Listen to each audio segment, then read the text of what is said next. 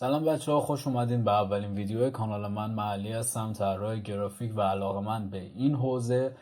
امروز اومدیم با هم دیگه بنر یه سایت طراحی بکنیم، بنری که تم گیمینگ داره و فکر میکنم که علاقه‌مندای زیادی باشن که دلشون میخواد این بنر رو یاد بگیرن. اول از هر چیز ما میایم و یه سند درست میکنیم، یه سندی که اندازه 1920 در 80 داره. البته بنرهای سایت اندازه مختلفی دارن، ولی این بنری که مد نظر ما هستش اندازش 1920 در 80 بر اساس پیکسل و آرت بورد نمیخواد. 72 رزولوشنشه، RGB و 8 بیت و تنظیماتش رو لازم نیست دست بزنیم. خب الان پروژمون درست شده، میریم فایل های سایت بنرمون رو بیاریم. این بک‌گراندمونه. در ضمن این هم بدونید که تک تک فایلایی که من تو این پروژه استفاده میکنم توی کانال تلگرام خودم هست. پس داخل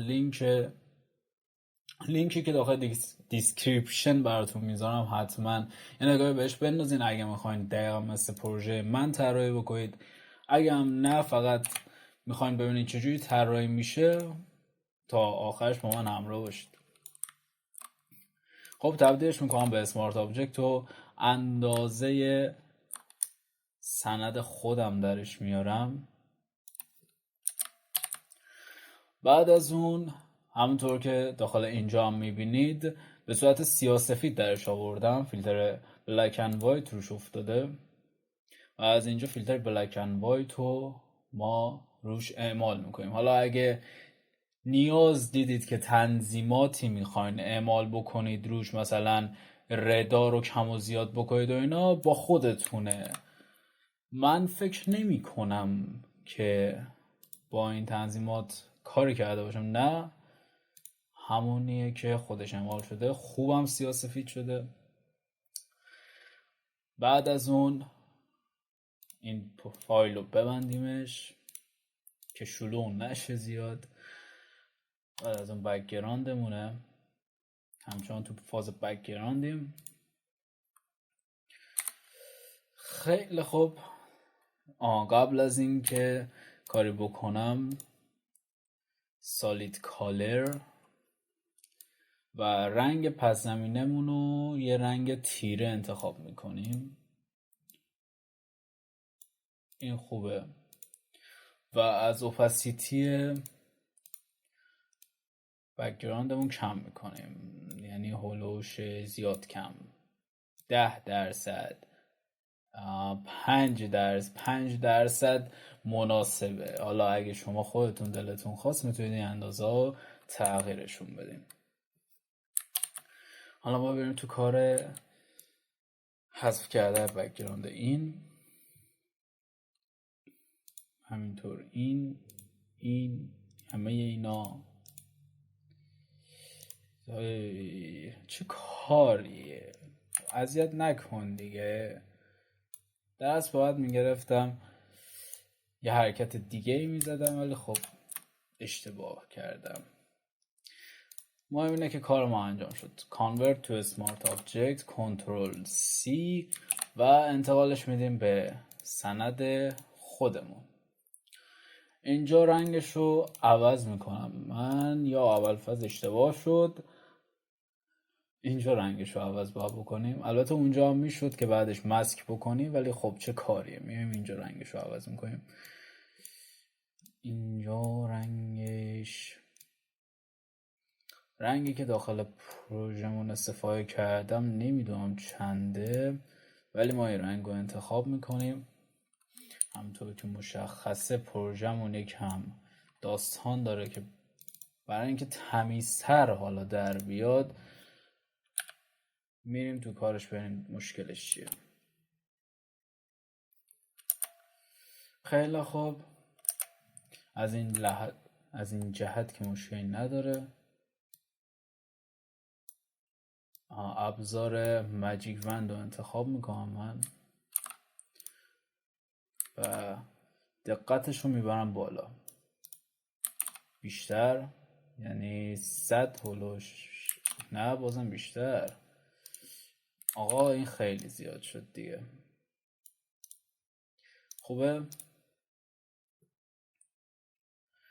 و الان مسکش میکنم، تغییرات رو ذخیره کنیم.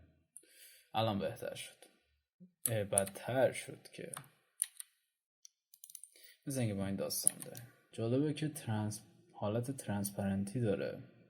من دقت نکرده بودم مثلا به اینش.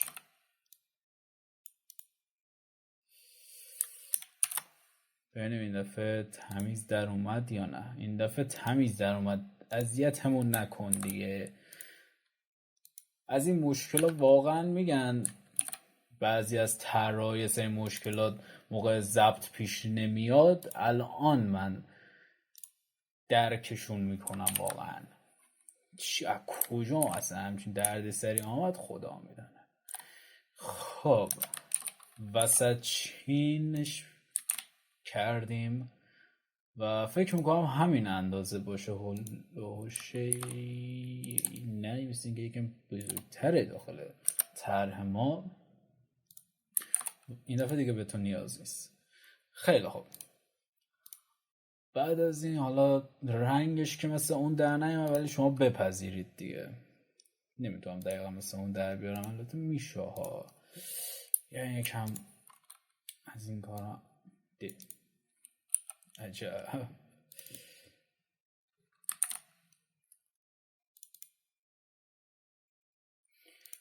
این رنگیه که من کلا ازش استفاده کردم و واسه اینم همینطوره. تقریبا همونه. برای درخشش دور لوگو ما میایم دوبار روی پروژمون کلیک میکنیم، یعنی روی فایلمون، و گزینه اودرگلو رو انتخاب میکنیم. روی این تنظیمات اوپاسیتی 50 نویز نداشته باشه، روی حالت رنگ باشه، نه گرادینت، سافتر. بعد مقادیرش به همین ترتیب 485 و 49. نیازی نیست تغییر بکنه اگه توی این ابعاد پروژه شما هم باشه، ولی خب اگه ابعادتون به نسبت کوچیک و بزرگتر باشه مجبور میشین که تغییرش بدید. بعد از اون ما میریم روی سوژه گرامی گاست عزیز و روی تب سلکت و گزینه سابجکت منتظر میشیم که نرم افزار سابجکتمون رو پیدا بکنه و مثل دفعه پیش کلن گند زد. همیشه واقعا این گزینه درست کار نمیکنه. مجبور میشیم که اینجا کویک سلکشن رو انتخاب بکنیم، یه سری از نقاط رو حذف بکنیم که زیادی حذف کرد، خسته نباشه. آقا چه خبرته؟ آقا آروم. اینجاشو حذف میکنیم.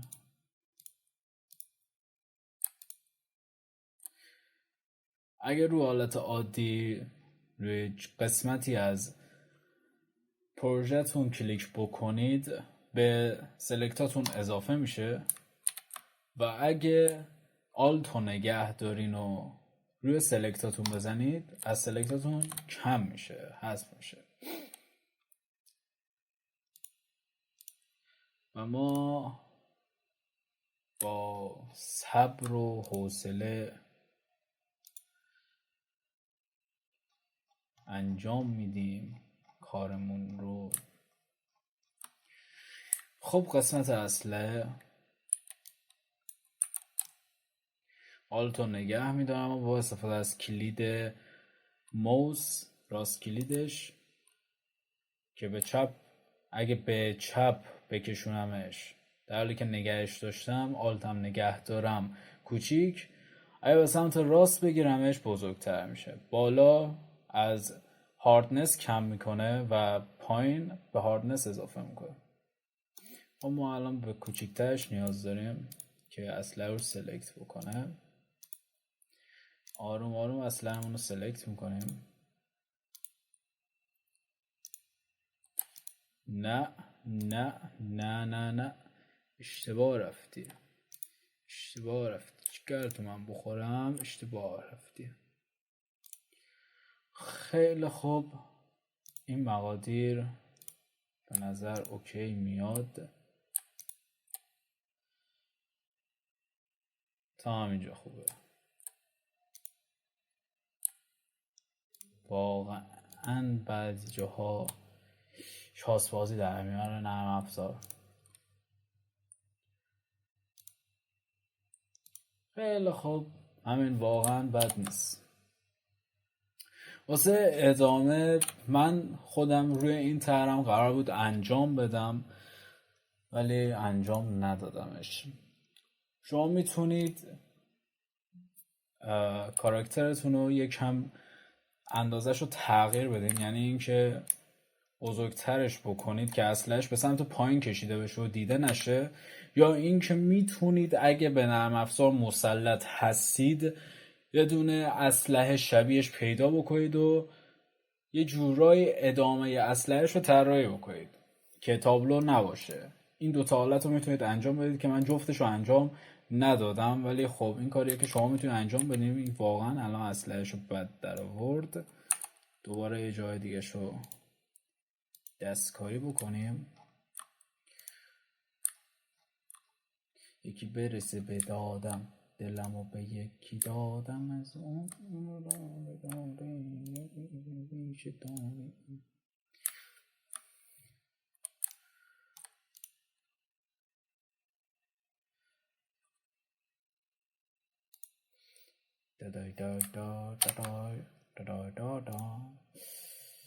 وای خیلی بده، اصلا قابل مقایسه با دفعه پیش نیست. دفعه پیش شد، دفعه پیش هم زیاد قشنگ در نیاورد. آخه مسئله اینجاست که از مقایسه بکنم من این الانشه، این دفعه پیشش واقعا دفعه پیش بهتر در آورد. اینی میورد واقعا دفعه پیش بهتر در آورد واقعا. آقا چیکار کردی؟ چرا اینطوری در آوردی؟ قبول نیست. دفعه پیش خوشگل درش آوردی. آقا این اسلحه همون حرکتی که من بهتون گفتم و انجام بدین بهتره، یا اینکه کلا سوژه‌تون رو عوض بکنید. حالا لازم نیست که حتما سوژه‌تون این عکس باشه، ولی اگه بخوام سر این من حرکت بزنم واقعا هست کارهایی که بشه انجام داد. حتی میشه با ابزار پن بگیریم و اسلحه رو سلکتش بکنیم که انقدر ماشاءالله رنگاشون با رنگ اسلحه با بک‌گراند نزدیک به همه، جفتشون تیر است. واقعا خودم نمیتونم تشخیص بدم از نرم افزار چه توقعی دارم. خیلی خوب، ما داخل این پروژه سوژه‌مون رو یکم بزرگترش میکنیم که این مشکل دیده نشه. شما زیادی فکر کنم بزرگ شدی. آره داداش، بیا کوچیک‌تر شو، نترسون بچه ها رو. خیلی خوب، این تا اینجا همین حرکت گذاشتن فیلتر بلک اند وایت و فیلتر که نه یه چیزی گفتم همین حرکت رو این انجام میدیم با نگه داشتن دکمه آلت بین لایه بلک اند وایت و لایه سوژمون، یا با اصلا کلیک راست کردن روش. و البته انقدر از این گزینه استفاده نکردم رو کلیک راستش یادم رفته بود کجاست. کریت کلیپینگ ماسک رو میزنیم که فیلتر سیاه و سفیدمون روی سوژمون فقط اعمال بشه. بعد از اون اینم که همون مقادیر رو اگه بخواین تغییر بدین با خودتونه. و سپس یه نورایی ما گذاشتیم دور سوژمون که نسبتاً طبیعی بشه. حالا شما هم اگه بخواین این کار رو انجام بدین دوباره روی فایلتون کلیک بکنید و گزینه اینر گلو کجایی؟ اینر گلو رو بزنید. خب مقادیرش کمه چون من اینا رو تغییر دادم. اپاسیتیشو یکم بیشتر میکنم که بیشتر به چشم بیاد و نه خیلی که تو ذوق بزنه و مصنوعی به نظر بیاد.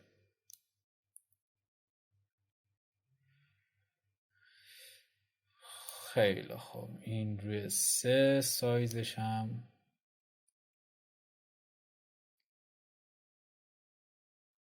همین 50 گزینه خوبیه. حالا میتونید شما اگه راضی نیستید از این مقادیر تغییرشون بدیم به راحتی. بعد از این بریم سراغ لوگو کال آف دیوتی موبایل. کنترل او رو من میزنم، لوگو رو وارد میکنم به راحتی هرچه تمامتر. این دفعه ماجیک بند رو فقط انتخاب میکنم و به همین راحتی همه جا رو اصلا سلکت کرد، همه قسمت های سیاه رو. اینجا سیاه ها هم هستن که نام انتخابش میکنم. سلکت همو برعکس میکنم، کنترل شیفت آی رو میزنم و اینجا گزینه میک ماسک رو میزنم، ولی مثل این که همه سیاه ها رو انتخاب نکرده. از اینجا میریم انتخابشون میکنیم، دوباره با ماجیک بند دوباره کنترل شیفت آی که نمیشه، اشتباه کردم. میتونم با ابزار کویک سلکشن بزرگترش میکنم، کویک سلکشن که نه، درس با براش هاردنسش رو تغییر میدم، روی ماسک کلیک میکنم و سفید. اپاسیتی براش هم خیلی کمه، زیادش میکنم.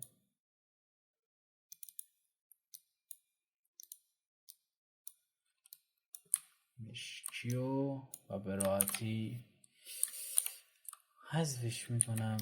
این یکی اینجا مونده. خب این هم کلا بذار حذفش بکنم دیگه. توی فایل اصلی بود مثل اینکه، ولی خب مثل اینکه حواسم نبودش. الان اینجا حذفش میکنم. بی کوچیکتر میکنیم براشمونو و همین راحتی. Convert to Smart Object، کنترل C و بالاترین لایه قرارش میدیم و میدانیمش اینجا. این هم که میبندیم لازممون نمیشه. خیلی خوب، اندازش رو کوچکتر میکنیم، همینقدر فکر میکنم مناسب باشه. بعد از این بریم سراغ متن جنگ تا پیروزی که به راحتی متن می‌نویسیم و جنگ یادم نمیاد با کدوم فونته، حالا بزرگش بکنیم، رنگش هم تغییر بدیم. جنگ صحیح، جنگ. ببینم با کدوم فونته. فونت مربع. روی اشتباه نکنم بلک گذاشته بودمش.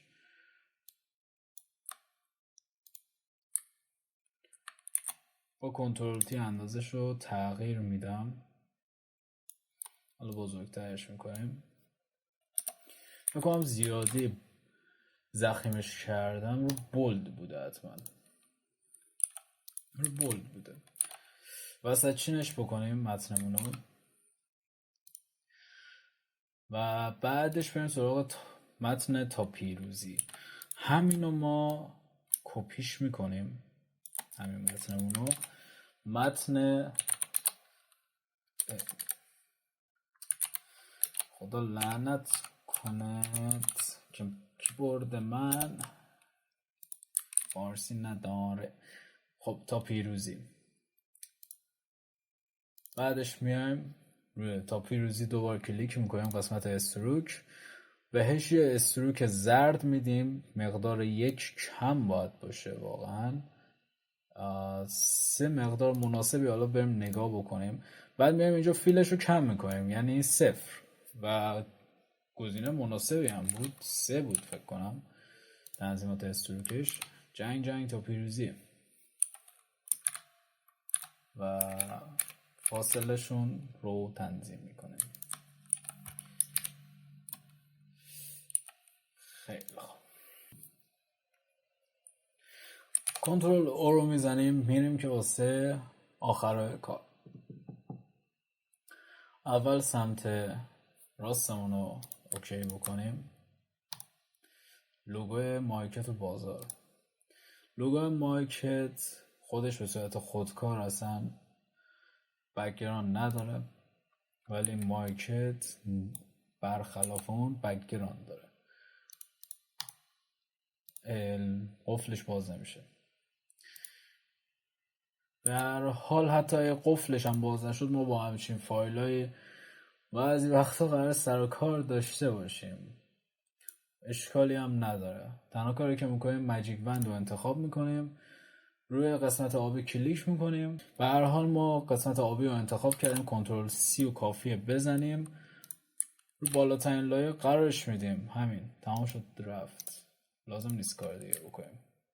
ولی خب تو حالت عادی اگه فایلمون قابلیت ویرایش داشت، این قفلمون باز میشد، ما وقتی که انتخاب کردیم قسمت های سفیدو، مثل کاری که انجام دادیم قبلا دیگه، یعنی قبل تو همین پروژه انجام دادیم، سلکتمون رو برعکس میکنیم و ماسک میکنیم و همین راحتی.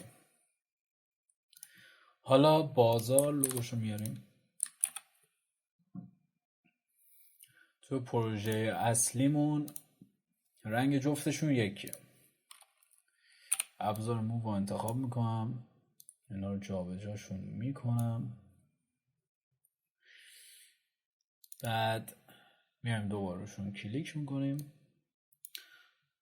از پنل کالر اوورلی، خب همین خوبه، همون رنگ هم هست. برای بازارم همینطور کالر اوورلی و اینم از این. جفتشون رو انتخاب میکنیم، کوچیکتر. حالا بازم جا داشت که کوچیکتر بشه، انجام میدیم کارش رو.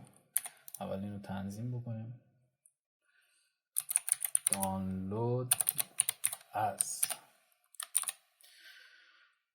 خب فونتمون رو اینجا سبک میکنیم، ریگولار خوبه. اندازش هم کمتر میکنیم. کنترل رو نگه میدارم و کنترل با شیفت رو باید نگه دارم که درست کوچیک بشه. دانلود از، شیفت رو نگه میدارم، جفتشون با هم سلکت میکنم، کنترل تی، اندازشون رو کمتر میکنم. همین خوبه. این ستا رو با هم دیگه نگه میدارم با کلیدای تکون دادن. هنوز جا داره کوچیک‌تر بشه.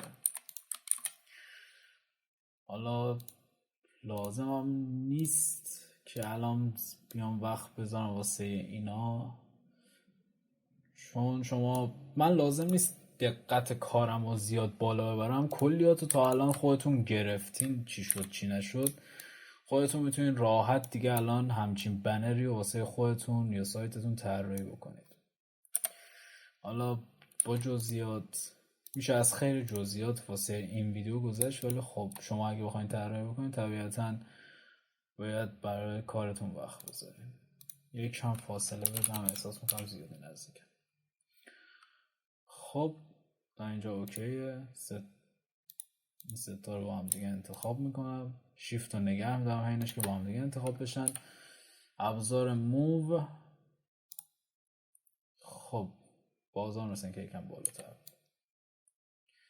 ابزار موو رو انتخاب کردم و این گزینه رو انتخابش کردم که از قسمت افقی با هم دیگه تنظیم میکنه. از قسمت عمودی هم که اینا میرن تو هم دیگه، اگه فشارش بدم حالا تو پروژه بعدی شاید لازم بشه و بهتون نشون میدم که چی کار میکنم. خیلی خوب، الان که داریم از دور میبینیم تنظیم بکنمش. بد نشد. متن available، امیدوارم غلط املای من نداشته باشم، چون من واقعا انگلیش صفر، انگلیس نو. آها، این یکی از مشکلاتیه که خدا رو شکر سرمون آمد که شما ببینید چی شد. available on در از این دوتا نقطه باید این ور باشه و همچین اتفاق نیفتاده واسه ما. میایم از قسمت پاراگراف چپچین میکنیم. خب طبیعتا انگلیسی چپچینه، ما هم باید چپچین بکنیم متنمونو، ولی خب اگه به فارسی رسیدید راستچین بکنید. و اگه این منو رو هم ندارین از قسمت ویندوز بیاین پاراگراف، اینو بزنید و براتون باز میشه. یا ابوالفضل زیاد بزرگه، کنترل اینتر رو میزنم متنم سیو بشه. از چه فونتی من اینجا استفاده کردم؟ بازم مربع. یه فونت مربع فونت پولیه، حتما بخریدش، از جای غیرقانونی دانلودش نکنید. منم توی کانالم قرارش نمیدم چون کار درست همینه. available on رو میاریم اینجا. حضور احساس میکنم همون متن نیست. available شبلا من نمیدانم. بیا داداش اینو کنترل وی میکنم. ای خدا، انگلیسیم خوب نیست واقعا، شرمندم.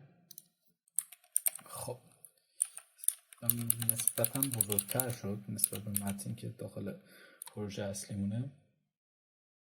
خب الان کنترل او رو میزنیم، دوتا فایلمون رو میاریم که مربوط به اندروید و آی او اس میشه. راحت کپیش میکنیم، کنترل وی میزنیم. این از این هم که مربوط به لوگوی اندرویده، این هم راحت کنترل وی میزنیمش. به جفتشون کالر اوورلی میدم. یه لحظه، این دوتا چشش سفیده، این هم باید حذف کنم.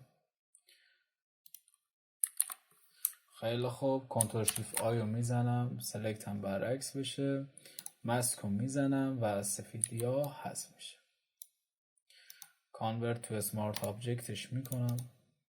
این هم کانورت تو اسمارت آبجکت، اگه من همه فایلامو انجام میدم تبدیلش میکنم به اسمارت آبجکت، دلیلش اینه که اگه 1% من اون فایل رو کوچیکش کردم و پشیمون شدم خواستم بزرگش بکنم، از کیفیتش کم نشه، چون واقعا مجبور میشین که دوباره یه فایل جدید بیارین، یعنی همون فایل رو دوباره وارد فتوشاپتون بکنید. پس به اسمارت آبجکت تبدیل میشه دیگه، خیالمون از این بابت راحت میشه. خیلی خب، تقریبا به نسبت سیب اپل میایم قرارش میدیم. اول رنگ جفتشون رو بیام عوض بکنم، کالر رو اوورلی زرد روی FX میارم اوسو، آلتو نگه میدارم میکشمش روی لایه بالایش، کنترل رو نگه میدارم، جفتشون رو سلکت میکنم و میارمش این قسمت. و شاید توضیح هم بدم، این اولین ویدیو منه که دارم آموزش فتوشاپ میدم. اگه چیزی از قلم میفته، اگه چیزی رو نمیگم یا یادم میفته بعدن توضیح میدم، یه خورده هلک میزنم، عذرخواهی میکنم الان ازتون. تو ویدیو بعدی سعی میکنم که بهتر بشم، بهتر بهتون یاد بدم، قابل فهم باشه براتون. الان یکی از اولین ویدیوهامه، یعنی تا الان ویدیو آموزشی من ضبط نکرده بودم، بخوام پروژه رو یاد بدم یک هم پته پته میکنم مثل داشتم پوری یا اول فصل تو ترقه بود چی بود. خیلی خوب، اگه بخوایم خیلی دقیق این پروژه‌مون که الان تکمیل شد، یکم با نوراب میتونیم ور بریم و کلی کار دیگه بکنیم. این قسمت اویبل آن دوتا لوگوی اندروید و اپلمونو باید اندازه هاشون دقیقا مثل لوگوی مارکت و بازار باشه و دانلود از و اویبل آن دقیقا روبروی همدیگه باشن که اینطور نشه که دانلود ازمون بالاتر باشه اویبل آنمون پایین تر و مشکلی از این بابت نداشته باشیم تو داخل طراحی. و این طرحمون تموم شد. من فکر نمی کنم چیز دیگه ای دارم، فکر میکنم چیز دیگه از قلم افتاده باشه، نیفتاده، ولی مثل این که نه، همین بود طراحیمون. حالا میتونیم یکم بازی بکنیم، یکم مثلا اینو بزرگتر بکنیم، کوچیکترش بکنیم، این ورش بکنیم، اون ورش بکنیم. اینش کاملا دست شماست، شما صاحب اختیار این، طراح شما این، میتونین کارشو انجام بدین. این از این ویدیو آموزشیمون که طراحی بنر سایت گیمینگ بودش. امیدوارم ازش راضی بوده باشید و لذت برده باشید. پیج اینستاگرام من به آدرس ali.grafs رو فالو کنید. من اونجا کنار این که ویدیوهای کوتاه هم میذارم، یعنی غیر از ویدیوهایی که داخل یوتیوب میذارم پروژه محور، ویدیوهای کوتاه هم اونجا قرارشون میدم. حالا یه تریکی، یه حرکتی که به هر حال راحت تر بتونید از فتوشاپ استفاده بکنید و بهتر به کیفیت کارتون اضافه بکنید. مرسی که این ویدیو رو تماشا کردید. اگه نظری داشتید حتما بهم تو کامنت ها بگید. تا ویدیو بعدی شما رو به خدا میسپارم. خدا نگهدار.